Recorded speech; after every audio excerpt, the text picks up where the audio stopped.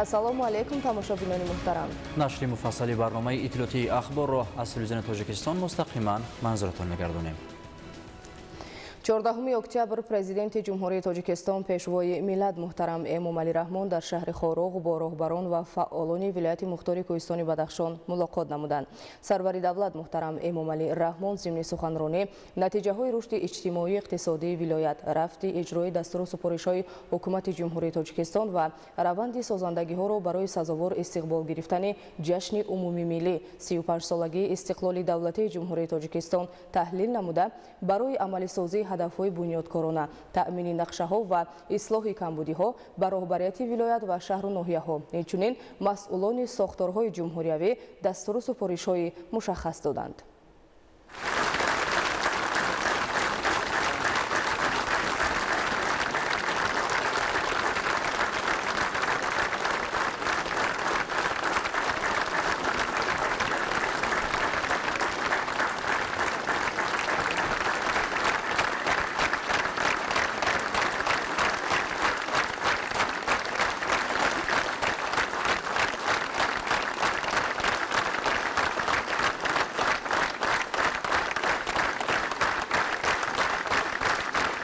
ҳамватанони азиз, ҳозирини гиромӣ, мулоқоти имрӯзаи мо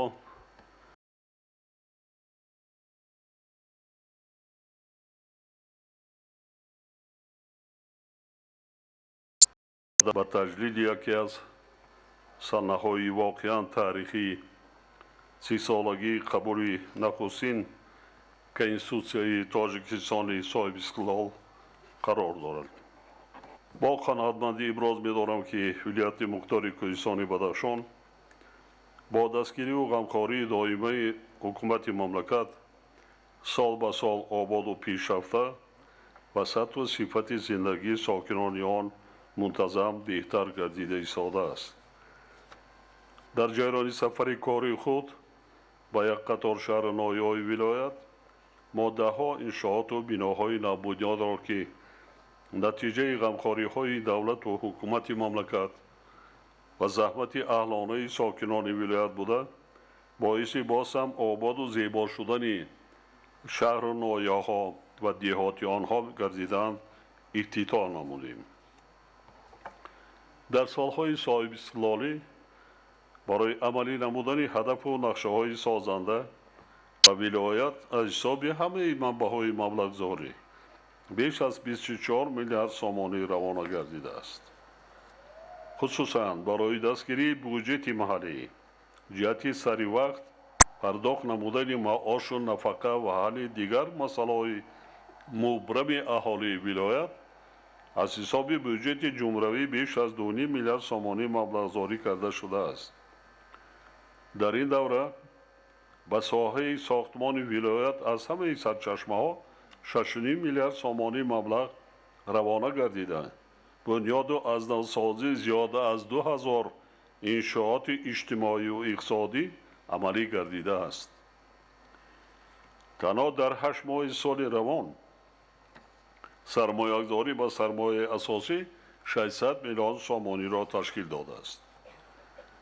در دوران صاحب‌استقلالی جهت بنیاد منزل‌های اقامتی و بهتر نمودن شرایط زندگی با زیاده از 37,000 عائله ولایت 3,765 هکتار زمین همچون قطعه زمین نزد حولگی برای بنیاد خانه اقامتی جدا کرده داده شده است که نسبت به زمین‌های نزد حولگی تا سال 1991 یعنی در ظرف 75 سال داده شده بیش از 3 برابر زیاد می باشد.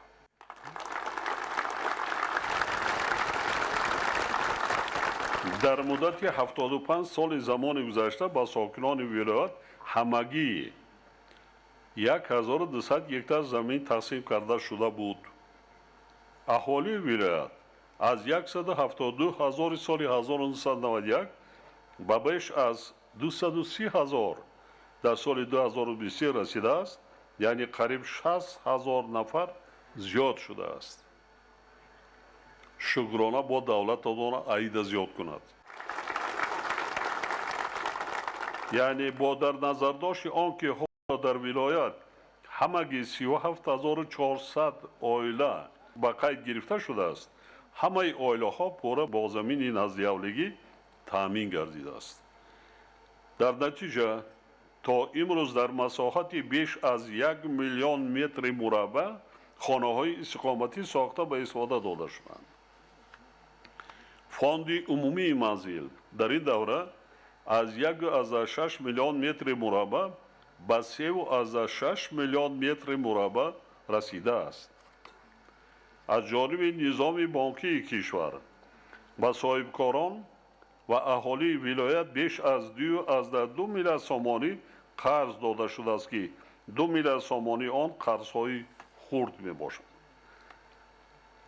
تنها در 5 سال آخر قرضهای به ساکنان ولایت داده شده بیش از 880 میلیون سامانی را تشکیل دادند.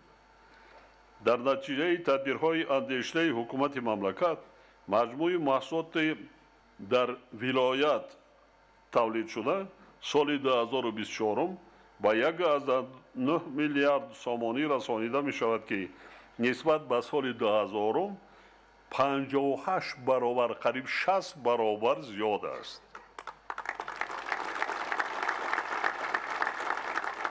افسانه است. میگفتند که اگر از ولایت مختار کوهستانی بدخشان به پایتخت مملکت سبزوات صادرات شده ایستاده است. امروز رفته ایستاده است این چیز. سبزوات بنیاد بلند صفت. نه اینکه سبزوات.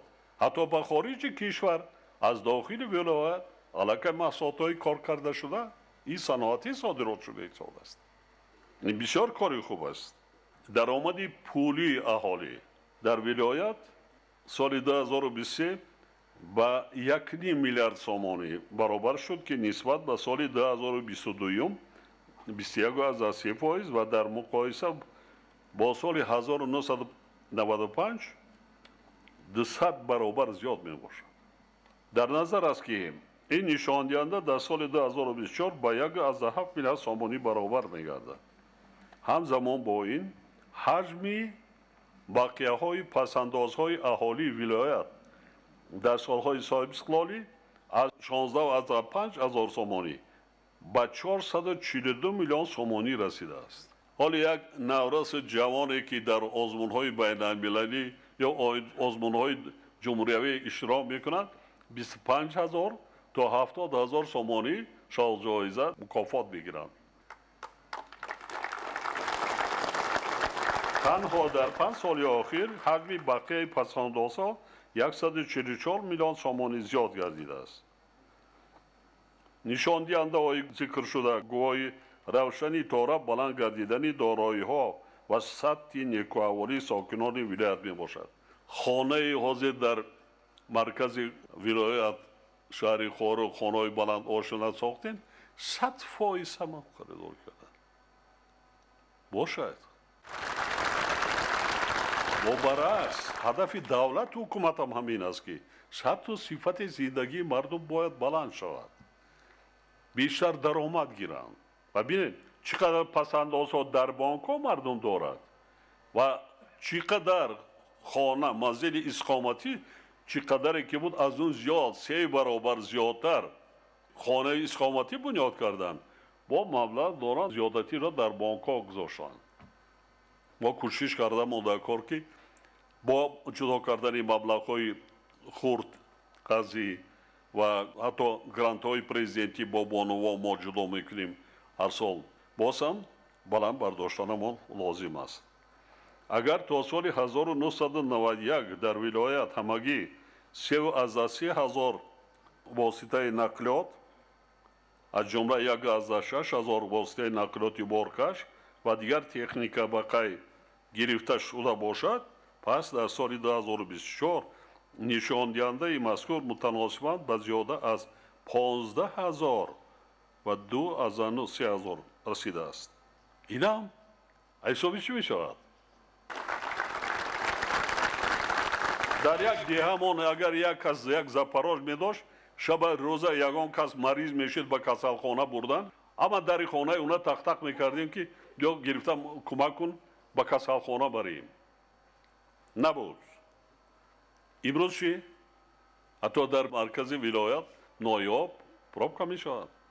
хуб аст. боз дигар чи аз худи ҳудуди вилоят ба ҷумҳурӣ нақлиёти сабурави нав ворид шуда истодааст, ба дохили шумо мегузарад. баъзан соҳибкорҳои вилоят ҳам ин кора машғул ҳастанд. ҳоло электромобилҳо ворид карда истоданд. ман фикр мекунам як кори дигар кунанд, соҳибкорҳо нағз мешавад. ҳамин онҳое ки таксивай кор мекунанд, мусофир мекашанд, мусофирбарӣ. сӯзишворӣ қиматтар. агар электромобил дошта бошанд, арзон. 3-4 баробар арзонтар. бо даромади бештар мегиранд. барои рафту ҳам табиата мо зиён намерасонем. яъне дар маҷмӯъ воситаҳои нақлиёт қариб 5 баробар ва мошинҳои боркаш ва дигар техника 2 баробар зиёд шудааст. тамоми экскаватор мошинҳои боркаш давлатӣ нест, шахсӣ аст. дар 75 сол кӣ дошт? ҳозир марҳамат, имконият дорӣ, метавонӣ карда букун. аҳамият дода бошед. ман доимо таъкид мекунам дар баромадҳо ки ободӣ, бунёд кардан, созандагӣ корҳо давлата аз хонаи кошона сар мешавад. нақша кунедон, дар 1 сол намешавад хона бунёд кардан, хонаи истиқоматиро. 3 сол, 4 сол, 5 сол нақша кун, навбат ба навбат, навбат ба навбат як хонаву дари дуруст кун. аз ҳамин дунё як чи баҳра бар, ҷонат роҳат кунад, барои фарзандот, барои набирот, ва як хонаи обод, як ҳавлии дари обод мерос мемонӣ. баъд мешавад Тоҷикистон обод. аз кӣ метарсем дигар? тамоми шароита мо барои шумо муайё кардем. ҳарчи ҳунар дорем, ҳарчи касб дорем, истифода барем. надорем марказҳои касбомӯзӣ ҳам барои калонсолҳо, на ин ки барои ҷавонҳо. барои калонсолҳо рав касб омӯз, кор кун, бекор нагард. агар завқ бошад, ҳама кор аз ӯҳдаш баромада метавонем. тозагӣ, озодагӣ, ободӣ ҳама раҳматон мегӯяд. бар вилояти мухтори кӯҳистони бадахшон аз ҳама бештар сайёҳон аз хориҷа ворид мешаванд. онҳо мебинанд ку тозагӣ, озодагиро мебинанд. мегӯяд дар дигар ҷо. ин обрӯи ҳама. ин обрӯи миллат, обрӯи давлат, обрӯи мардуми вилоят. ҳоле мебинанд мулоқотҳои солҳои 92-ро ба ёдам меорад. якум омадагӣ сафарам ки як кас намедонист, дар ин ҷо омадагӣ ба ёдам меояд. ҳамун толор ҳаст, ҳамун иншоъ иморат ҳаст. фаромӯш намекунам. ва имрӯз мебинам чеҳраи шуморо, сару либоси шуморо, рӯю чеҳраи кушодаи сурхи шуморо. аз замин то осмон фарқ дорад.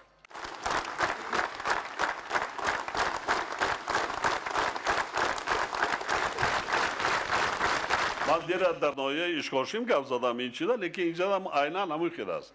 дирӯз дар мулоқот ишқошим чӣ қадар ноҳияи дурдаст. вақте мардум 1500 одам зиёдтар буд.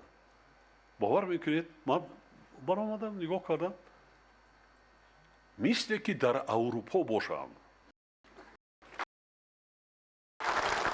мо миллати тоҷик ориёи табор ҳастем, ҳинду аврупоӣ ҳастем. яъне ин фарҳанги мои шумост. театр либоси худаша дорад, наврӯз либоси худаша дорад. ман як ҷавон ташаккур мегӯям.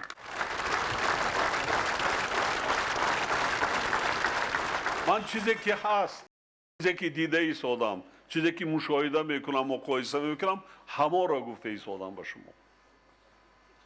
амитар бошад миллати тоҷик ҳуқуқи маънавӣ ба зиндагии боз ҳам хубтару беҳтарро дорад. ҳукумати мамлакат барои таъмин намудани рушди иҷтимоии иқтисодии вилояти мухтори кӯҳистони бадахшон минбад нест ҳамаи имконияту воситаҳои мавҷударо сафарбар намуда ҷиҳати боз ҳам баланд бардоштани сатҳу сифати зиндагии сокинони он тадбирҳои заруриро амалӣ мегардонад. بینید اون تینجی آرامی ولایت که قانون چی است پیش کردن نمیتوانستند امروز بین کارخانه‌های بنیاد کرده ایسان کارخانه‌های عظیمی صنعتی خودی صاحب کارهای شهر خاروق یگان کسی دیگر نه خاروق شهری صنعتی در مبادل گشته است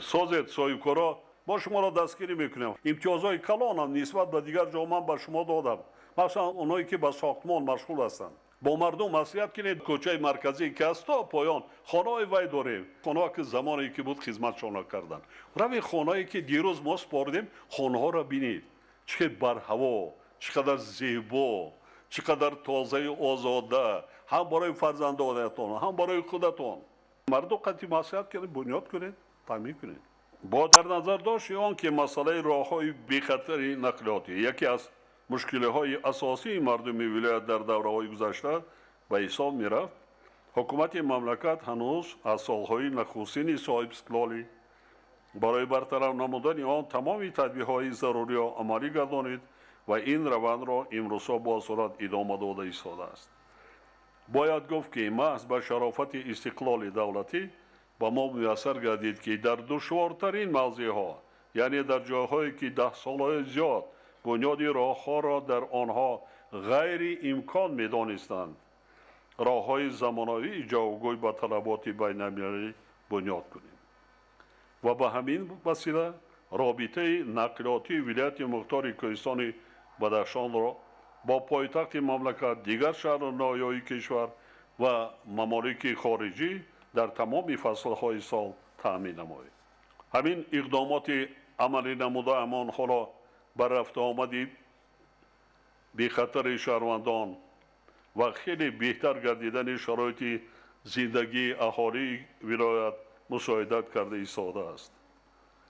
توسط این راه‌ها که اهمیت ترانزیتی بین المللی دارند حالا بارکشانی خصوصا با همسایه کشور بزرگمان جمهوری مردم چین روز به روز افزوده ایستاده است. صدها هزار تن بار کشانده ایستاده است. تنها در سرحد با افغانستان همسایه 5 پل معاصر ساخته به ایستاده داده شد و توسط آنها فعالیت بازارهای نزدیک سرحدی برآ مانده شده است. در زمینه هدفهای استراتژی ملی طی سالهای صاحب استقلالی در ولایت برای بنیاد راههای ماشینگرد دارای اهمیت بین المللی 12 لایحه سرمایه‌گذاری دولتی با مبلغ عمومی 2.3 میلیارد سامانی تطبیق گردیده 250 کیلومتر راه یک نقل و 26 پل به استفاده داده شد. حالا در حدود ولایت در این سمت 5 لایحه دیگر با مبلغ عمومی بیش از 3.2 میلیارد سامانی عملی گردیده ایستاده است و علاوه بر این باز 2 لایحه سرمایه‌گذاری دولتی برای بنیاد و تجدید راه‌های ماشینگرد با مبلغ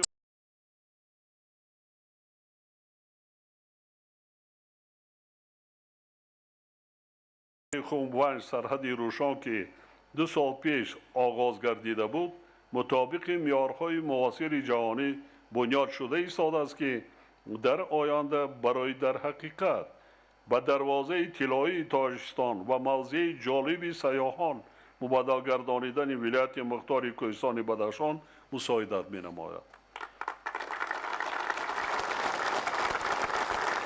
در دایره این لایحه که ارزش عمومی آن 2.5 میلیارد سامانی را تشکیل می‌دهد تا امروز کارها با مبلغ 900 میلیون سامانی انجام داده شدند. 2.5 میلیارد این همگی برای 90 کیلومتر قیمت‌ترین راه در جمهوری. این مبلغ 230 میلیون دلار مبلغی کم نیست. حکومت مملکت جهت تطبیق لایحه‌های نوی سرمایه‌گذاری عاید به بنیاد از نوسازی راه‌ها در حدود ولایت و دریافت سرچشمه‌های مبلغ‌زایی آنها پیوسته چاره‌جویی کرده ایستاده است. لایحه‌های بنیاد و تجدید راه‌های روشان تا دهه ورشز ناحیه شغنان 235 کیلومتر و از ورشز تا گذرگاه کلمک کرسو 300 کیلومتر از جمله آنها می باشد. یعنی در مجموع 500 قریب 40 کیلومتر راه را ما باید سالهای نزدیک مثل راهی که از درواز تا دوشنبه می رود همین خدمت کرد. بعدا راه خارو نایه اشکاشین این هم یکی از نایه هایی که خیلی در جاده رشد سیاحی هم در جمهوری هم در ولایت خیلی مهم به شمار می رود. از همه زیادتر در جمهوری با نایه اشکاشین سیاح بیشتر سفر می کنند. هم سیاح داخلی هم بیرونی خارجی هم آب شفا بخش دارد هم جای تاریخی دارد هم منظره های زیبا دارند. در دوران صاحب سلطانی علاوه بر تطبیق لایحه‌های سرمایه‌گذاری دولتی مبلغ‌هایی برای تعمیر و نگهداری راه‌های ماشینگردی ولایت از حساب بودجت دولتی نیز سال به سال زیاد گردیده با این مقصد بیش از 330 میلیون سوم جدا کرده شده است. در نتیجه 980 کیلومتر راه‌های محلی و 200 پل تعمیر و از نوسازی گردیدند. اینچنین در این دوره برای ولایت 75 تکنیکا و نقلات‌های راهسازی و تجهیزات معاصر خریداری کرده شده است. در مجموع طی دوران صاحب سلطانی با مقصد رشد اجتماعی و اقتصادی تجدید از نوسازی اینفراستراکچور و بهتر گردانیدن سطح زندگی مردم ولایت 38 لایحه سرمایه‌گذاری دولتی با مبلغ بیش از 4 میلیارد سومانی عملی گردیده. حالا کارها در دایره باز 16 لایحه و ارزش عمومی 5.5 میلیارد سومانی ادامه دارند.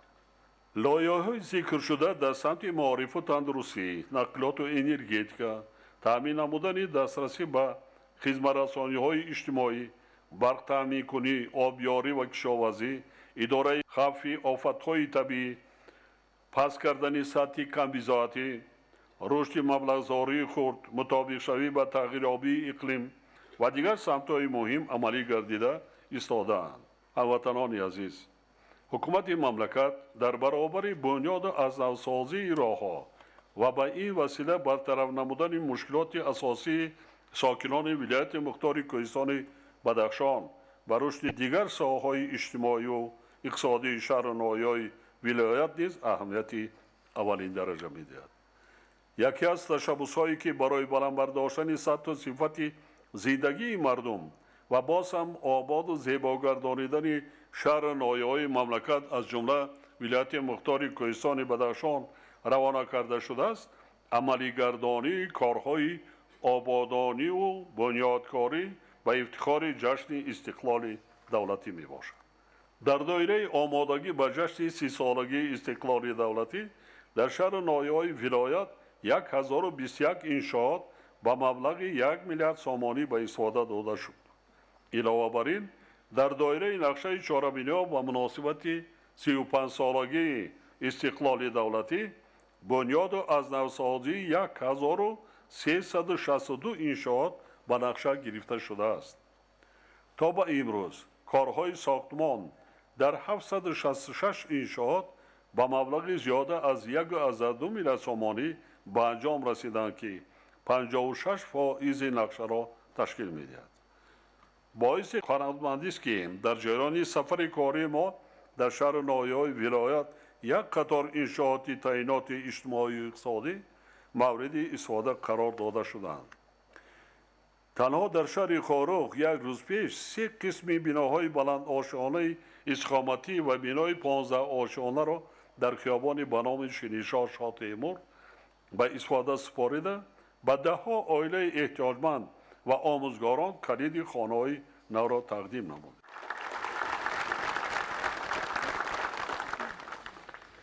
اینچنین کارخانه‌های کارکرد شیر و استحصال محصولات شیری، کارکرد گوشت و محصولات گوشتی، کارکرد سنگ، گیاهای شفابخش، میوه و سبزیجات، بسته‌بندی میوه خوش، استحصال مبل و خشکشویی را به استفاده دادیم. یک کارخانه کارکرد شیر 12 نمود محصولات حاضر زمان، تکنولوژی حاضر زمان، متخصصای بهترین کارکرد کرده با خدمت مردم رسانده است. یا که انگت از خود انگت 7-8 نمود محصولات دیگر استحصال کرده است. یا اینکه گیاهای شفابخش انا که یاد گرفتیم اینا وسیع کردن در کار، رشد دادن در کار و به صادرات. باور دارم که رهبران شهر نایای ولایت، ساکنان وطندوست و صاحبکاران باننگ ناموس در همکاری با وزارت اداره متصدی جهت سری وقت ساخته به استفاده دادن انشاءات باقی مانده تمام امکانیت‌های خود را سفربر می‌سازند. خاطر از آن می‌سازم که حالا برای بلند برداشتن سطح و صفت زندگی مردم و رسیدن به هدف‌های استراتژی ملی 9 برنامه رشد اجتماعی اقتصادی شهر نایای ولایت برای دوره سالهای 2021 و 2025 عملی گردیده ایستاده است. در دایره آنها تطبیق 808 لایحه با مبلغ بیش از 7 میلیارد سومانی پیش بینی گردیده است. از اول تطبیق برنامه تا به امروز 285 لایحه با مبلغ بیش از 2 میلیارد و 600 میلیون سومانی عملی گردیده است. ولی اجرای آنها همگی 35% را تشکیل داده است که قانع کننده نیست. خصوصا حالت عملی سازی برنامه‌های رشد در ناحیه‌های ونج، راشقاله، اشکاشیم و درواز تشویش آور می‌باشد.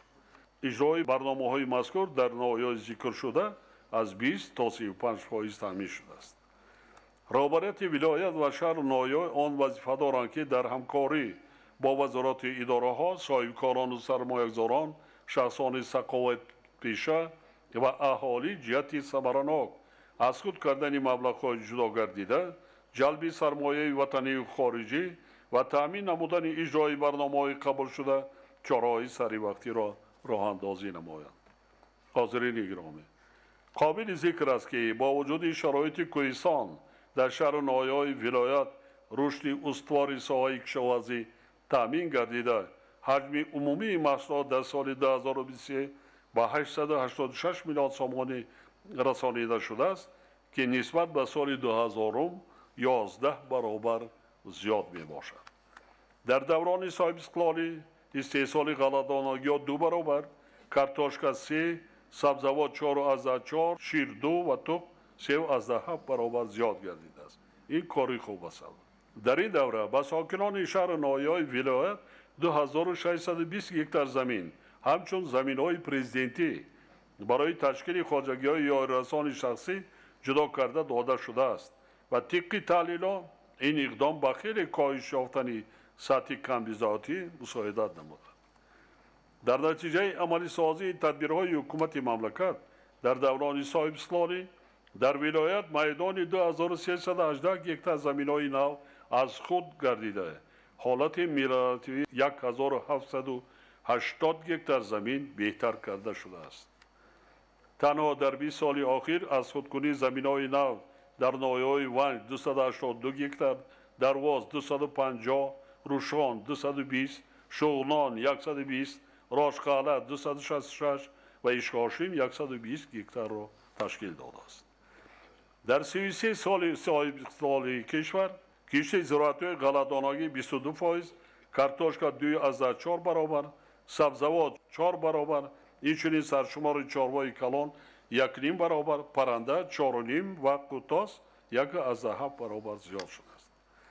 این نشان دهنده برای افزون نمودن استحصال محصولات ساحه و بلند برداشتن سطح خود تامین کنی با مواد غذایی خیلی مهم ارزیابی می‌گردند. همچنین میدان باغ‌ها از 1347 هکتار سال 1991 به 3140 هکتار در سال 2023 رسانیده شده است که 2.3 برابر زیاد بوده. حالا میوه خوش‌صفت و از لحاظ اکولوژی تازه ولایت در بازارهای داخلی و خارجی خریداران زیاد پیدا کرده است. حالا حجم استحصال میوه نسبت به سال 1991 20 برابر و حاصلناکی باغ‌ها 7 برابر افزایش یافته است. این کاری نیست. حالا سیب و چهارمغز ونج ولایت را پیش پرداخت میکنند، حتی از کشورهای خارجی، از ترکیه، از دیگر جا. این است مردم درآمد بگیرد. در برابر این ضرور است که در شهر نایای ولایت به مسئله کارکرد میوه و تأسیس کارخانه‌های نو در این سمت توجهی باز هم بیشتر ظاهر کرده شد. با در نظر داشت وضع جهانی امروزه و تأثیر منفی آن و بازار استعماری ما را ضرور است که به رشد ساحه کشاورزی بیشتر دقت داده به خاطر تأمین بازار داخلی در همه فصل‌های سال برای زیاد نمودن کشت زراعت‌ها و حجم استحصال محصولات کوشش نماییم. این در شرایط ولایت تنها در صورت استفاده ثمرناک و عاقلانه آب و زمین از جمله زمین‌های نزد حولگی و پرزیدنتی و برای ماندن کشت تکراری به دست می‌آید. بار دیگر خاطر نشان می‌سازم که در شهر نایای ولایت برای رشد باغ پروری، کارتاشکا پروری، زنبوری عسل پروری و چارواداری امکانات‌های فراوان موجودند. ضرور است که از این امکانات‌ها هرچه بیشتر استفاده کرده شود. من ضمن سفر قبلی خود به شهر نایای ولایت برابران و مسئولان وابسته به تشکیل نمودن مرکزهای بندوبست و کارکرد محصولات کشاورزی سپارش‌های مشخص داده بودند. رهبریت ولایت و شهر نایای آن را بار دیگر وظیفه‌دار می‌نمایم که یکجا با وزارت‌های کشاورزی، صنعت و تکنولوژی نو، کمیته دولتی سرمایه‌گذاری و اداره اموال دولتی جهت هرچه بیشتر برای ماندن کارکرد محصولات کشاورزی تدبیرهای مشخص اندیشه. رحمتی کلان در 12 بنیاد شده است، لیکن شما اشیاء خان زیاد دارید، محصولات دارید که در بازار جهانی میره. کارکرد اینت صادرات شد بیشتر درآمد بگیرید. هدف چی است؟ بیشتر استحصالات درآمد گیرد، جای کاری شود. علاوه بر این ضرور است که با در نظر داشت تجربه دیگر شهر نایای مملکت همکاری با صاحبکاران و سرمایه‌گذاران برای حل مسائل بنیادی کارگاه و کارخانه‌های استحصالی از جمله برای کارکرد محصولات کشاورزی و تأسیس جایهای نوی کاری وسعت داده شود. حاضرین گرامی، قابل ذکر است که در ولایت مختار کوهستانی بدخشان حجم استحصال محصولات صنعتی منتظم افزوده سال 2023 به 215 میلیون سامانی رسانیده شده است که نسبت به سال 1993 3.5 برابر زیاد می باشد. تنها در ماه‌های ینور آگوست سال 24 حجم استحصال محصولات صنعتی به 160 میلیون سامانی برابر گردیده، نسبت به همین دوره سال گذشته 36% افزوده است. طی سالهای صاحب استقلالی در حدود ولایت زیاده از 100 کارخانه نوی صنعتی از جمله تنها در 2 سال اخیر 56 کارخانه تأسیس داده شده است. اگر سال 1991 در ولایت همگی 13 کارخانه صنعتی فعالیت داشته باشد، حالا شماره آنها به 133 رسیده است. در این دوره در ولایت بیش از 100 کارگاه خرد صنعتی بنیاد و به استفاده داده شده است. استحصال محصولات صنعتی از 10 نامگوی سال 1991 حالا به بیش از 60 نامگوی رسیده است. با وجود این تاکید می‌نمایم که شماره کارخانه‌ها و حجم استحصال محصولات صنعتی ولایت هنوز با ذخیره و امکانات‌های صنعتی آن مطابق نیست. زیرا ولایت مختار کوهستان بدخشان دارای ذخیره‌های بوی طبیعی بوده، در حدود آن ده‌ها کان و ظهورات معدن‌ها و کندری‌های فایده‌ناک وجود دارند. حکومت مملکت، وزارت صنعت و تکنولوژی نو و سراداره گیولوژی باید در مسئله استخراج و کارکرد آنها تدبیرهای ضروری اندیشد. اینچنین در قلمرو ولایت هزارها نماد گیاهای شفابخش و چشمه‌های طبابتی موجودند که از جمله افضلیت‌های هنوز پورا استفاده نشده میباشد. در رابطه با این مسئله تاکید می‌نمایم که تأمین ناکی خوانندگان با لباس مکتبی از حساب استحصال خودی در ولایت قانع کننده نبوده، سطح آن در سال 2023 همگی 15% و در 8 ماه سال روان تنها 18% را تشکیل داده است. ما صنعت کلانی با صورت مملکت را با آن خاطر هدف 4 استراتژی اعلان نمودیم که در دایره آن در شهر نایای کشور کارخانه‌های عظیم و میانه صنعتی تأسیس داده، کارکرد پوره اشیاء خام محلی و استحصال محصولات دارای ارزش بلند علاوه شده را راه اندازی نماییم. با همین راه ما می توانیم که اقتدار صادراتی تاجیکستان را تقویت بخشیده وابستگی اقتصاد ملی را از مال و محصولات وارداتی کاهش دهیم. مهمتر از همه شهروندان خود را با جای کار دائمی تأمین کرده سطح و صفت زندگی ساکنان مملکت را با مراتب بهتر نماییم. برابریت وزارت صنعت و تکنولوژیای نو، کمیته دولتی سرمایه‌گذاری و اداره اموال دولتی، ولایت مختار کوهستان بدخشان، شهر نایای آن و دیگر وزارات اداره داخلی کشور بار دیگر سپارش داده می شود که دایر به جلب سرمایه داخلی و خارجی برای تأسیس کارخانه‌های 3 سالی تدبیرهای مشخص اندیش. در این سهم و کارکرد اشیاء خام محلی از جمله کندنی‌های فایده‌ناک، استحصال مسائل ساختمان، کارکرد مرمر، میوه، دیگر محصولات کشاورزی و استحصال محصولات نیاز اول باید اعتباری اولین درجه داده شود. تامین نمودن استقلال انرژتیکی یکی از هدف‌های استراتژی مملکت اعلان شده در زمینه عملی سازی مجموعه تدبیرهای مشخص طی سالهای صاحب استقلالی در ساحه انرژتیک کشور از جمله در ولایت مختار کوهستان بدخشان پیشروی‌های نظررس به دست آمده‌اند. با این مقصد در این دوره به ساحه انرژتیک ولایت در مجموع بیش از 3.4 میلیارد سومانی مبلغ روانه شده است. تا امروز در ولایت 73 لایحه خرد و میانه با مبلغ عمومی 1.7 میلیارد سومانی تطبیق گردیده. حالا کارها در دایره 11 لایحه با مبلغ عمومی 1.1 میلیارد سومانی ادامه دارد. در نتیجه عملی گردانی لایحه‌های سرمایه‌گذاری دولتی در حدود ولایت 31 میگاوات اقتدار نوی استحصال نیروی برق بنیاد گردیده. اقتدارهای موجوده در حجم 14 میگاوات تجدید و از نوسازی کرده شدند.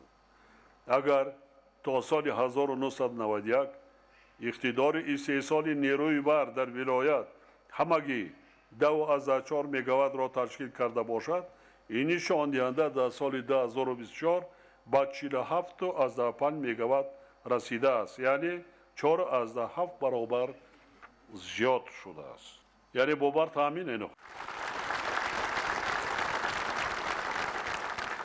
علاوه بر این حکومت مملکت تصمیم گرفته است که در دایره تطبیق لایحه‌های سرمایه‌گذاری تا آخر سال 2025 در ولایت باز 22 میگاوات اقتدارهای نو را با کار درآورده حجم عمومی آن را با 76.5 میگاوات رساند. قابل ذکر است که در سالهای اول صاحب استقلالی همگی 13% مشتریان ولایت با برق 12 ساعته در یک شبانه روز دسترسی داشت. همگی 13% اهالی ولایت. در نتیجه تدبیرهای عملی گردیده از سال 2016 این جانب وضع برق تامین کنی در ولایت بهتر گردیده با 98% رسانیده شد. یعنی از سال 2016 این جانب با استثنای قسم مشتریان وادی برتنگ و قسم مشتریان ناحیه مرغاب تمام اهالی ولایت شبانه روزی با نیروی برق تامین گردیدند. حالا جهت باز هم بهتر نمودن تامینات برق و افزایش دادن صادرات آن، ساختمان نیروگاه برقی آبی سبزار با توانایی 11 میگاوات ادامه دارد که سال آینده پورا به استفاده داده میشود. باید گفت که اختیارهای عمل کننده استحصال نیروی برق در حدود ولایت 100% از حساب منبع‌های برقرار شونده انرژی فعالیت می‌کند که در شرایط تغییریابی با سرعت اقلیم و دیگر مشکلات اکولوژی بسیار مهم میباشد. در دوران صاحب استقلالی در حدود ولایت زیاده از 217 کیلومتر خطای انتقالی برقی بلند شدت 110 کیلووات، 16 زیرستگاه برقی، 289 کیلومتر خطای انتقالی برقی 35 کیلووات و بیش از 560 کیلومتر خطای نوی برقی اقتدارشان خرد ساخته مورد استفاده بری قرار داده شدند. در حدود ولایت ساختمانی باز 135 کیلومتر خطهای انتقالی برق به نقشه گرفته شده است که در آینده نزدیک برای استواری نظام انرژتیکی ولایت و کشور استفاده می‌گردد. اینچنین در دایره تطبیق لایحه‌های الکتریفیکاسیون دهات تاجیکستان با مبلغ 400 میلیون سومانی 27 دهه توسط بنیاد شبکه‌ها با نیروی برق تامین گردیده. در 13 دهه بنیاد نیروهای خردی برقی آبی و در 22 دهه نیروهای برقی آفتابی و بادی پیش بینی گردیدند. بعد عملی گردیدن این لایحه تامینات برق در ولایت به 100% رسانیده می شود. یعنی سال دیگر پرره ولایت با برق تامین تا خانه آخرینش.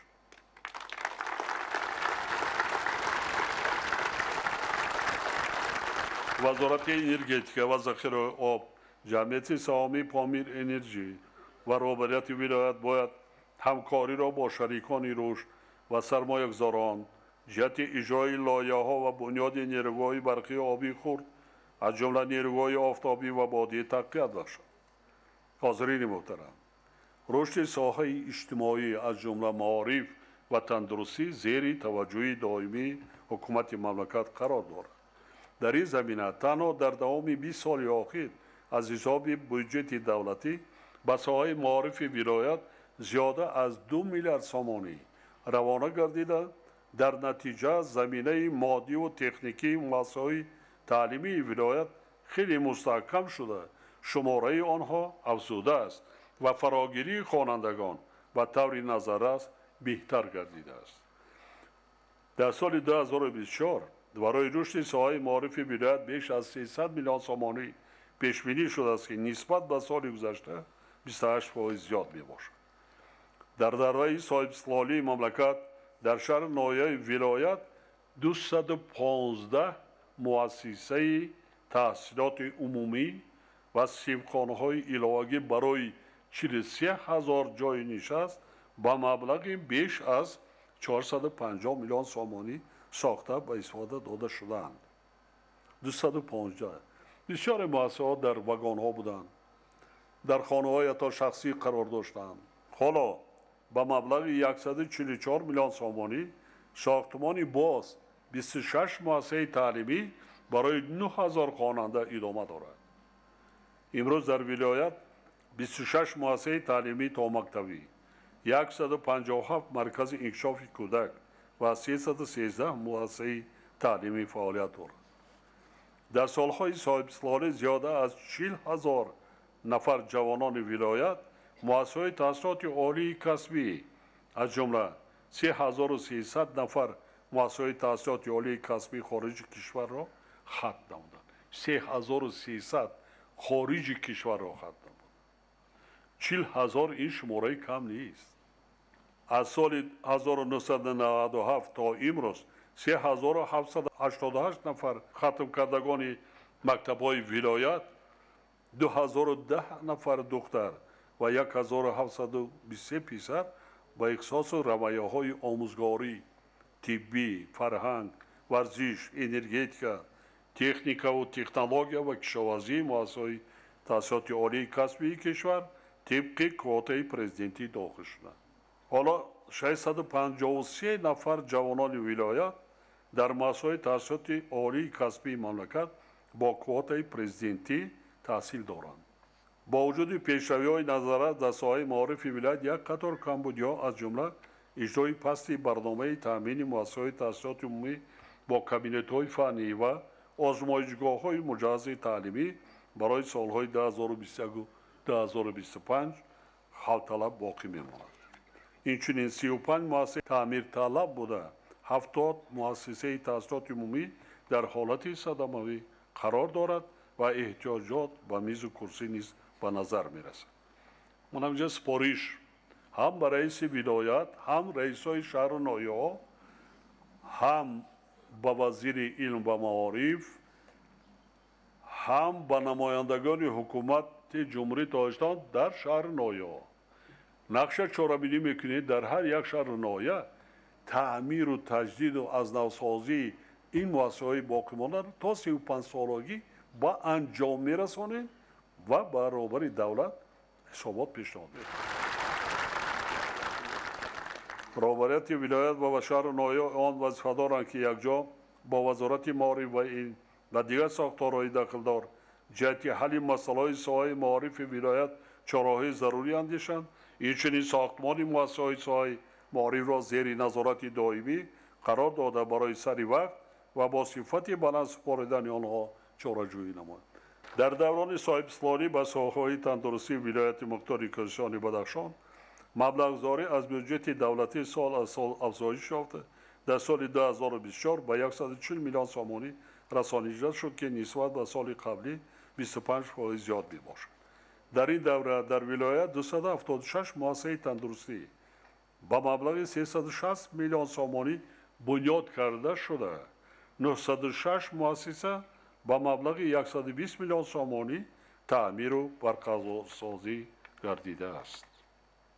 ин хеле шумораи зиёд, қариб ки ҳама пурра аз нав соҳаи тандурустида қариб ки проблема намондааст. фақат баъзан шаҳри ноёда мо касалхонаҳои марказӣ ва вилоятиро низ шурӯъ кардем, ина ҳай идома медиҳем то охир. танҳо дар доираи нақшаи бунёдкорию созандагӣ ба ифтихори 30-солагии истиқлоли давлатӣ дар вилоят ба маблағи беш аз 216 миллион сомонӣ 58 муассисаи тандурустӣ сохта ба истифода дода шудааст. тибқи нақшаи тасдиқшуда ба муносибати 35-солагии истиқлоли давлатӣ дар шаҳри ноёи вилоят бунёду аз навсозии боз 72 иншооти соҳа, яъне соҳаи тандурустӣ ба маблағи беш аз 170 миллион сомонӣ пешбинӣ гардидааст. танҳо дар 2.5 соли охир барои сохтмон ва таъмиру азнавсозии муассисаҳои тандурустӣ ва ҳифзи иҷтимоии аҳолии вилоят беш аз 49 миллион сомонӣ аз ҷумла 31 миллион сомонӣ аз ҳисоби бюджети давлатӣ маблағ ҷудо гардидааст. дар даврони соҳибислонӣ муассисаҳои зикршуда ба маблағи 103 миллион сомонӣ бо асбобу таҷҳизоти тиббӣ ва доруворӣ таъмин карда шуданд. ҳоло муассисаҳои тандурустии вилоят бо 60 нақлиёти ёрии таъҷили тиббӣ таъмин буда, танҳо дар 3 соли охир барои онҳо 14 воситаи нақлиёти тиббӣ ҳозиразамон харидорӣ ва дастрас карда шудааст. дар замони соҳибислонӣ дар муассисаҳои таҳсилоти олии тиббии кишвар 1293 нафар ҷавонони вилоят аз ҷумла 445 нафар тибқи квотаи президентӣ таҳсил карданд, ки барои бо мутахассисон таъмин намудани муассисаҳои тиббии шаҳри ноёи вилоят ва баланд бардоштани сифати хизматрасониҳои тиббӣ ба аҳолӣ мусоидат карда истодаанд.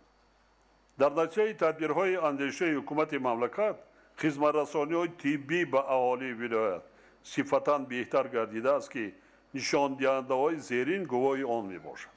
агар нишондиҳандаи фавти кӯдакони синни то 1 сола нисбат ба 1000 зиндатаваллуд дар соли 1990 36,4-ро ташкил дода бошад, пас он дар 6 моҳи соли 24 ба 13,6 баробар шудааст, яъне қариб 3 баробар коҳиш ёфтааст. агар дар вилоят нишондиҳандаи фавти модарон дар соли 1990 98,3 ҳолатро нисбат ба 100,000 зиндатаваллуд ташкил карда бошад, соли 2021 ва 6 моҳи соли равон ҳодисаи фавти модарон умуман ба қайд гирифта нашудааст. ин бисёр кори нааст. шумораи аҳолии вилоят дар давоми 33 соли истиқлол аз 172,000 то 234,000 нафар расида 36,2% зиёд шудааст. дарозумрии аҳолии вилоят дар ин давра аз 69,6 дар соли 1991 то 79 сол дар соли 2022, яъне 2,4 сол баланд гардидааст. ҳамин 0,6% мардо шумо кам кардем, занҳо 10 сол зиёд шудааст. бо вуҷуди ин баробарияти вилоят ва шаҳри ноёӣ он зарур аст, ки якҷо бо вазорати тандурустӣ ва ҳифзи иҷтимоии аҳолӣ минбаъд низ дар самти беҳтар кардани шароити муассисаҳои тиббӣ бо таҷҳизоту технологияҳои муосир таъмин намудани онҳо ва баланд бардоштани сифати хизматрасониҳои тиббӣ чораҷӯӣ намоянд. тайёр кардани кадрҳо ва тавассути бозомӯзиву такмили ихтисос баланд бардоштани сатҳи касбияти онҳо از جمله مسائلی میباشند که به حل آنها باید اعتبار جدی داده شود. باید گفت که حکومت مملکت در دوران صاحب سلطانی برای بلند برداشتن مزد مهنت و پرداخت سریوقتی معاش و نفقه در مملکت از جمله در ولایت مختار کوهستان بدخشان تمام تدبیرهای ضروری را اندیشیده ایستاده است. مثلا در ولایت مزد مهنت یک کارمند که سال 2000 همگی 12 سامانی را تشکیل میداد، سال 2023 به 1848 سامانی رسیده بیش از 150 برابر زیاد گردیده است. جهتی به کسب آموزی فرا گرفتن ساکنان ولایت طی 15 سال اخیر در شهر نایای خاروق، شغنان، روشان، ونج، درواز، راشخاله و اشکاشین مرکزهای تعلیمی کلانسالان تأسیس داده شدند و هزاران نفر صاحب اختصاصی کاری گردیدند. وزارت مهنت، مهاجرت و شغل اهالی و کمیته عاید به تحصیلات ابتدایی و میانه کسبی یکجا با مقامات اجرایی حاکمیت دولتی شهر نایا وظیفه دارند که جهتی به کسب آموزی فرا گرفتند و به طلبات بازار مهنت داخلی و خارجی مطابق گردانیدن شماره هرچه بیشتری ساکنان ولایت منتظم چاره‌جویی نمایند. دوستان عزیز، شما خوب می‌دانید که تمام پیشرفت آبادی کشور عزیزمان از جمله ولایت مختار کوهستان بدخشان نتیجه و ثمره صلح و آرامی، ثبات کامل سیاسی و وحدت ملی میباشد. به خاطر آبادی باز هم بیشتری وطن محبوبمان هر یکی ما وظیفه داریم که نعمت بی‌بهای زندگیمان صلح و ثبات و وحدت ملی را احتیاط کنیم و تحکیم و تقویت بخشیم. طبق تحلیل ها در ولایت وضع رعایت قانونیت و ترتیبات حقوقی در مجموع خیلی معتدل می باشد. سال 2023 در ولایت 758 و در 6 ماه سال جاری 522 جنایت به قید گرفته شده نسبت به سالهای گذشته خیلی کاهش یافته است. از جمله جنایت‌های آدمکشی و سوءقصد به آن، تصرف سلاح آتشفشان و لوازمات جنگی، معاملات غیرقانونی مواد مخدر، اوباشی و جنایت با استفاده از سلاح خیلی کم شده است. به حالت 1 سپتامبر سال روان 214 نفر ساکنان ولایت در کافتکاوی رسمی قرار دارند که 153 نفر یا 72.5% آنها جنایت‌های دارای خصوصیت تروریستی و اکستریمیستی صادر کردند. شامل شوی بعضی ساکنان ولایت از جمله جوانان به گروه حرکت‌های تندرو و افراطی و در صادر شوی جنایت‌های تروریستی و اکستریمیستی از جانب بعضی ساکنان ناحیه ونج نگران کننده بوده، حالا ده‌ها نفر آنها برای صادر نمودن جنایت‌های ذکر شده در کافتکاو قرار دارند. همچنین وضع قاچاق مواد مخدر در حدود ولایت تا به حال تشویش آور باقی مانده.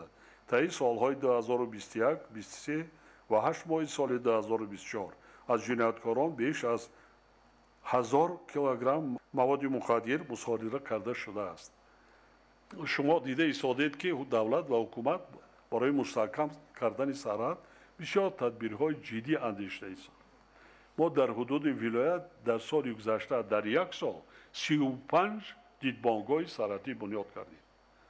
حالا هم کم است 35 و کشیدن خط تکنولوژی مستحکم کنی سرحد دوام دارد. با شهروندانی که در رفت بنیاد این چیز کمک رسانده ایستاده است، من از نام خود و حکومت جمهوری مینتداری بیان مینمایم.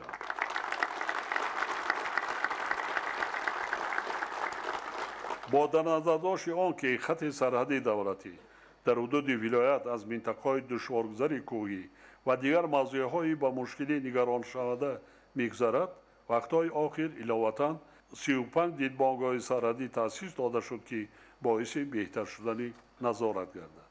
مستحکم نمودن سرحد دولتی در سالهای آینده زیر نظارت دائمی حکومت مملکت قرار گرفته در تمام خط سرحد دولتی بنیاد انشاءات مهندسی و نصب تجهیزات معاصر نظارت شبانه روزی سرحد ادامه می‌یابد. تا امروز زیاده از 30 کیلومتر خط سرحد دولتی با سیمتور، سیمخوار و کامیراهای نظارتی تامین گردیده. تا آخر سال روان زیاده از 50 کیلومتر خط سرحد پرره با چنین تجهیزات محافظتی مجهز گردانیده میشد. با وجود این ساختارهای حفظ سرحد و عموما مقامات حفظ حقوق را ضرور است که دایر به تحکیم باز هم بیشتری سرحد دولتی مبارزه بر ضد جنایتکاری، قاچاق مواد مخدر، خصوصا پیشگیری کردن جنایت‌های تروریستی و اکستریمیستی تدبیرهای علاوه‌ای اندیش. در این کار مهم راهبران و مسئولان شهر نایا، جماعت‌های دهات، محله‌ها و فعالان باید با مقامات حفظ حقوق همکاری بیشتر داشته باشند. حاضرین گرامی، من در سخنرانی‌های خود دایم خاطر نشان می‌نمایم که ولایت مختار کوهستان بدخشان یکی از مکان‌های بسیار جالب برای سیاحان داخلی و خارجی میباشد. منظره‌های طبیعی بسیار زیبا و ناتکرار، شرشره و دریاها و کوه‌های بی‌نظیر، پیرک‌های کلانترین و قلعه‌های بلندترین، میوه‌های شهدوار و محصولات شیری و گوشتی از لحاظ اکولوژی تازه، هزارها نمود گیاه‌های شفابخش و ده‌ها چشمه طبابتی و عالم نباتات و حیوانات نادر از جمله امکانیت‌های بهترین برای رشد سیاحی در ولایت می‌باشد. این چنین یادگاری‌های تاریخی و فرهنگی و رسم و آیین‌های رنگارنگ ملی که در ولایت مختار کوهستان بدخشان موجودند، توجه هزاران هزار سیاحان را از کشورهای گوناگون عالم به خود جلب کردند. دیروز ورزشگاه را تماشا کردین؟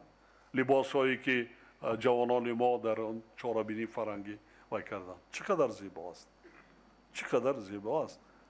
ما خودمون قدر نمی‌کنیم، ولی امکانات‌های ولایت در این سبب هنوز به طور کافی استفاده نمی‌گردد که این از جانب وزارت اداره داخلدار و رهبریت ولایت و شهر نوای آن اندیشیدن چهارهای ضروری را تقاضا می‌نماید. موافق معلومات آماری سال 2023 و 6 ماه سال 2024 با ولایت مختار کوهستان بدخشان همگی 50,000 سیاحان خارجی آمدند که خیلی و خیلی کم است. همین گرچشمه ها را در فصل زمستان میتوانیم مردمی خودمان در اینجا آمده تبابت گیرند. هم به خارجا رکلام خوب کرده ماده قریب که نبکنید، اینا کردن نکار شرایط مهیا کنید با آبهای این جا طبیعی. بعد رکلام پرتوین اینترنت ناز بنوار گرفته جای منظره های زیبا و دیگر پرتویتون.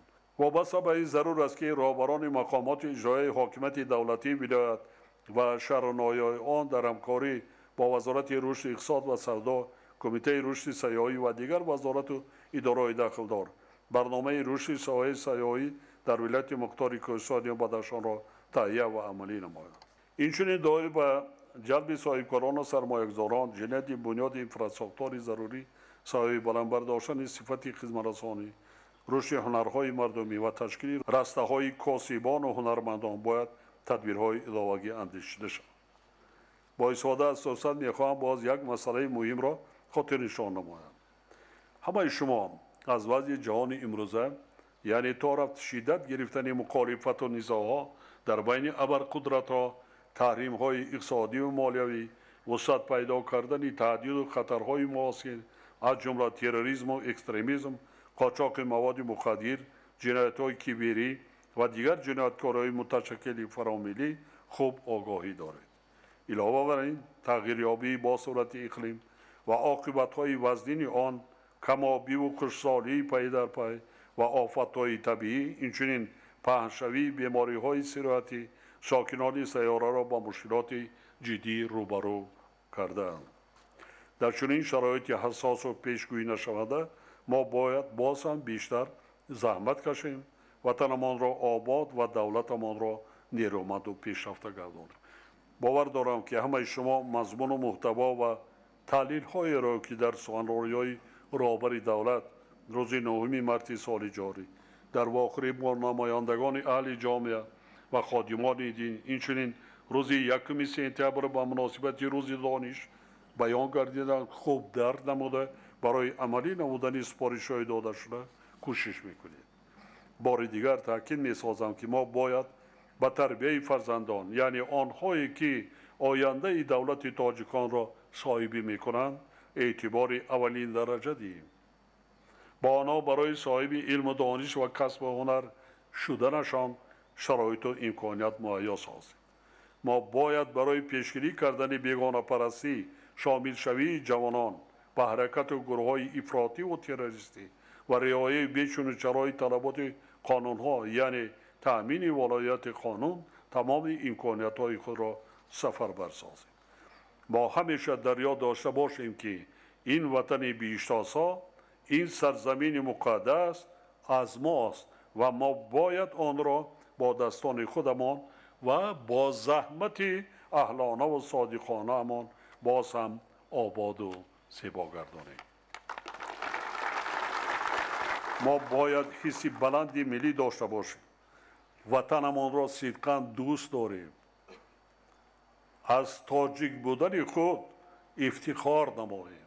همیشه سرجم و متحد و مددگار و غمخوار یکدیگر باشیم. باور دارم که مردم وطن دوست و سربلند و زحمتکرین ولایت مختار کوهستان بدخشان میبد نیست با سرجمی و متحدی در رشد تاجیکستان صاحب استقلالمان و وطن اجدادیمان سهمی ارزشمند می‌گذارند. با اعتماد کامل ابراز می‌نمایم که آنها در آینده نزدیک دیار خود را به یکی از گوشه‌های آباد و پیشرفته سرزمین تاجیکان تبدیل می‌دهند. در این جاده به کل ساکنان وطن دوست ولایت و همه شما حاضرین ارجمند برای موفقیت و سلامتی و خوشروزی آرزو می‌نمایم. بگذار در خاندان هر یک شما هموطنان عزیز صلح و آرامی، خوشبختی و سعادت و فیض و برکت حکمران باشد. سلامت و سربلند باشید اندیاران عزیز. سلامت باشید. سلامت باشید.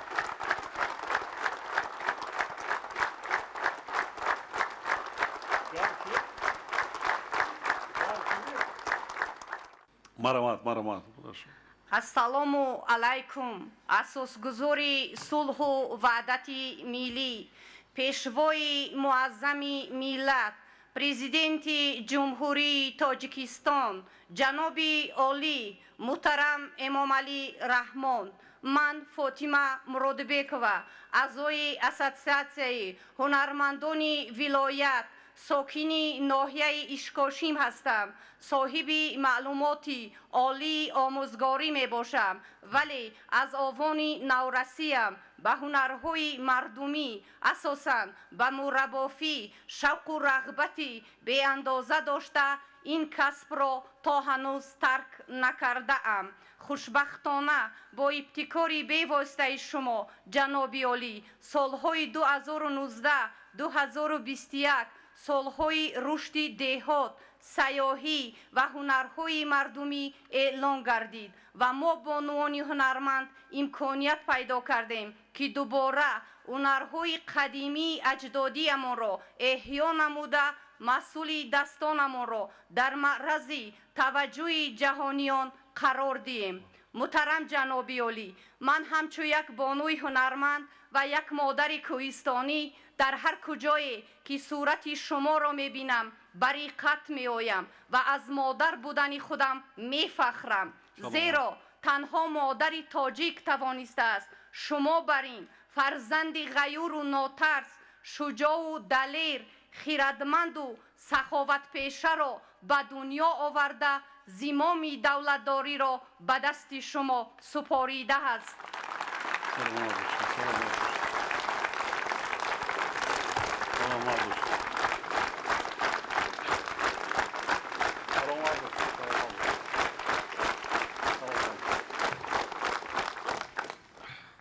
از این رو دائما می‌اندیشیدم صورتتان را که در دل و دیده ما نقش بسته است چگونه بیافرم که همتا نداشته باشد. بالاخره به خلاصه آمدم که صورتی فرزندی طلایی زمان را نشود با قلم کشیدن، چون سر تا پای شما پیشوای معظم از جوهر علم و دانش، فضل و خیرت و فضیلت حمیده انسانی آراسته است. تصمیم گرفتم که صورت شما را با دانه های مروارید چینده به اولادانمان به میراث گذارم. شکرانه خداوند که این نیتی من عملی شد. طول 3 ماه زحمت شبانه روزی من ثمر داد و توانستم عکس زیبای شما را بیافرم. اما هیچ باوری نداشتم که همین وقت و ساعت می آید و من آن را با دستان خودم به شما تقدیم کنم. امروز امکان به من دست داد صورتم را که فرزندی طلایی زمان نام گذاشتم به شما تحفه نمایم.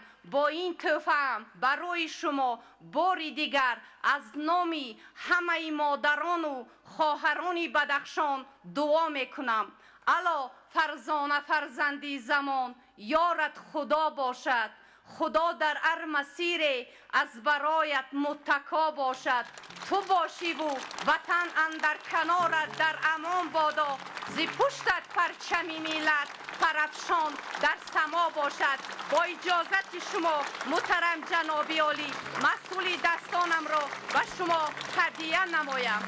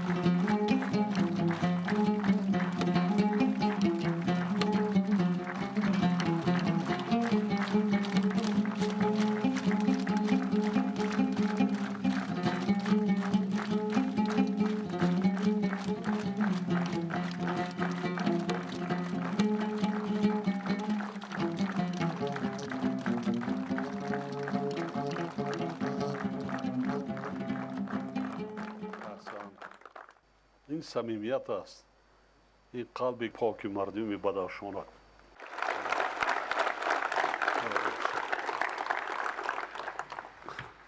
السلام علیکم محترم جناب عالی، پیشوای معظم ملت. قدوم مبارک شما را به بدخشان خیر و مقدم میگوییم. سلامت باشید. سلام علیکم. من داد خدای آسمان، راهبر بدیعی دسته ایجادی جوانان احیا می باشم. سال گذشته من در آزمون جمهوریوی تاجیکستان وطن عزیز من از روی نامیناسیون نوازندگی ژانر عنعنوی اشتراک نموده سزاوار جای اول گردیدم. محترم پیشوای فرهنگ پرور ملت، در دایره اقدام نیک شما جناب عالی سالهای 2018-2021 به احیا و رونق صنعت، فرهنگ و هنرهای ملی ما تکان جدی داده شد. محض در همین سالها در راه احیای هنرهای مردمی هنرمندان ولایت یک ساز قدیمی ملیمان را احیا نمودند. این ساز موسیقی یکی از سازهای موسیقی باستانی تاجیکان بدخشان بوده، نامش قمری می باشد. آهنگی که عین زمان صدا داد به واسطه این ساز اجرا گردید.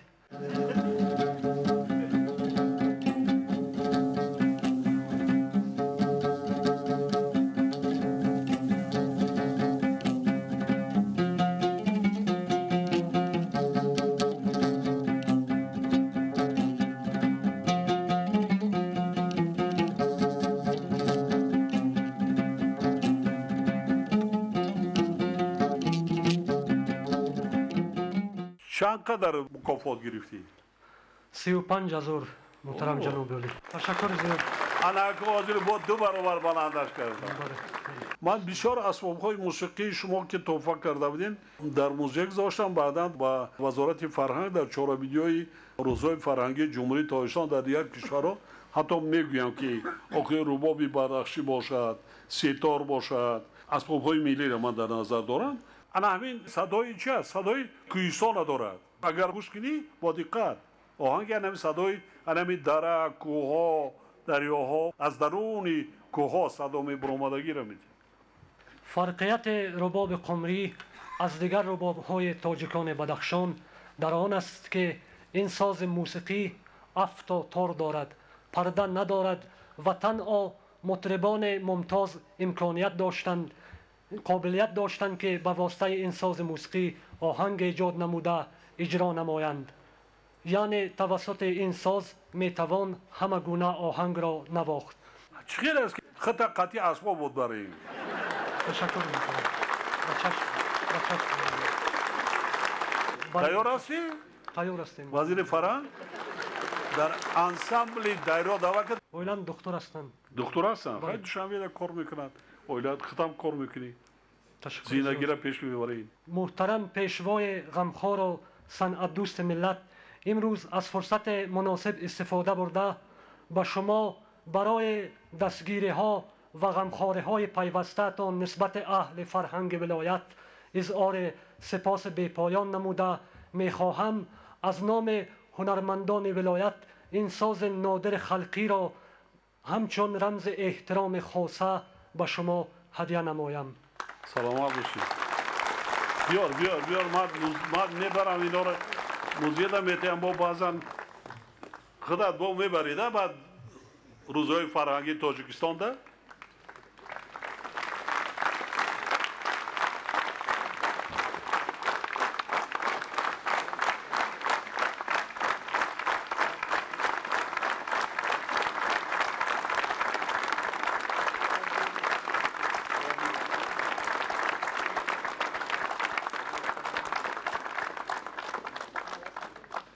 هر کجایی که میروم اعتبار میتیم در حدود ولایت بعضا چیزهایی هست که دیگر منطقه داری است.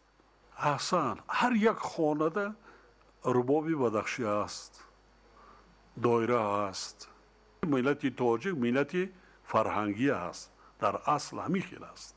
رئیس ولایت، رئیسای شهر نایه، نمایندگان حکومت در ولایت، شهر نایه ولایت یک جای هم کار کنید در شهر نایه، نقشه چهاربینی کنید، صاحب کارا دیگر اوقاتی مایا کردنی انم کارخانه خوردی استثماری وزیر صنعت در حدود ولایت شهر خورو فراموش نکن.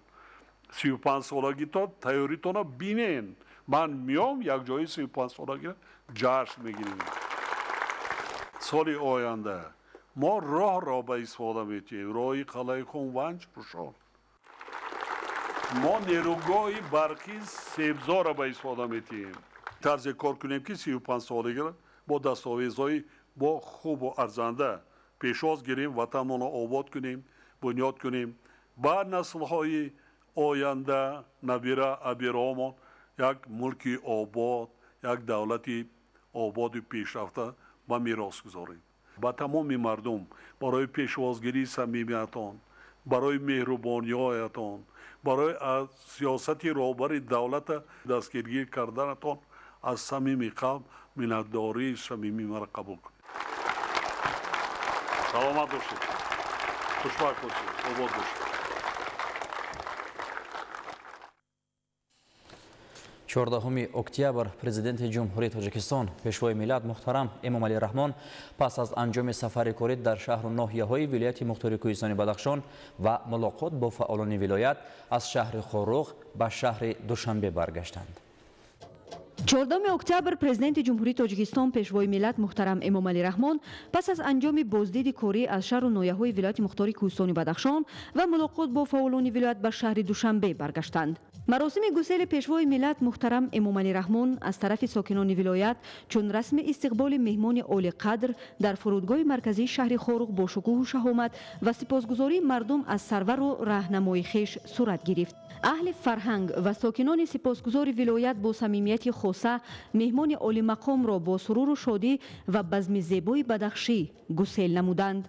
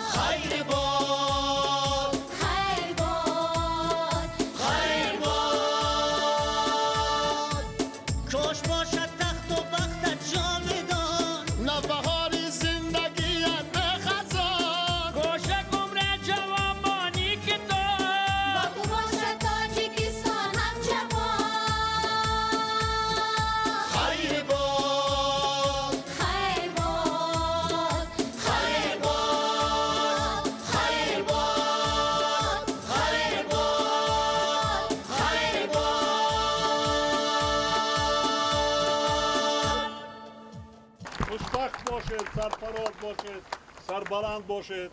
خدای تعالی هرچی آرزوی اومده که در دل نیتتان دارین نصیبتان گردانند. تو بازدی من با شما خیر خوش نمیکنم، تیاریتان ببینین.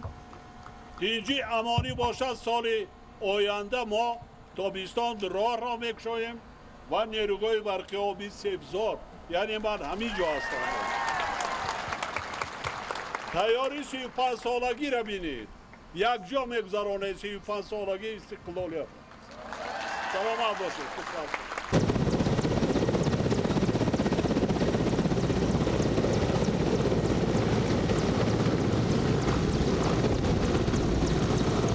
یادآور می‌شویم که سرور دولت محترم امومعلی رحمان در دایره تجلیل 33 سالگی استقلال دولتی جمهوری تاجیکستان از 12 تا 14 اکتبر با سفر کاری در ناحیه‌های روشان و اشکاشم، روشقلعه و شهر خوروغ قرار داشتند. در جریان سفر سازنده پرمحصول پیشوای ملت محترم امومعلی